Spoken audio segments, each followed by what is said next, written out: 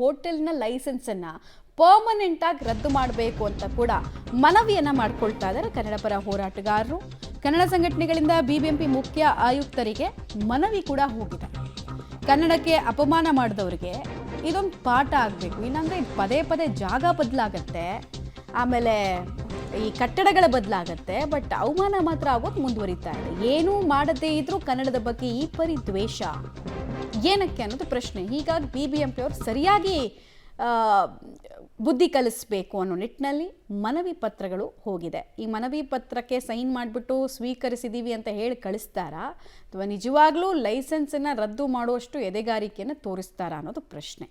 ಯಾಕಂದರೆ ಇಲ್ಲೂ ಆ ಲೈಸೆನ್ಸ್ ಪರ್ಮಿಟ್ ಆಗಬೇಕಾದ್ರೆಲ್ಲ ದುಡ್ಡು ಕೆಲವ್ರಿಗೆ ಓಡಾಡಿರುತ್ತಲ್ಲ, ಅವ್ರದ್ದೆಲ್ಲ ನಿಯತ್ತು ಯಾವುದ್ರ ಪರವಾಗಿದೆ ಅನ್ನೋದು ಕೂಡ ಗೊತ್ತಾಗುತ್ತೆ. ತಾತ್ಕಾಲಿಕವಾಗಿ ರದ್ದು ಅಂತಲ್ಲ ಅಂದರೆ ಇವ್ರ ಬುದ್ಧಿ ಕಲಿಯಲ್ಲ.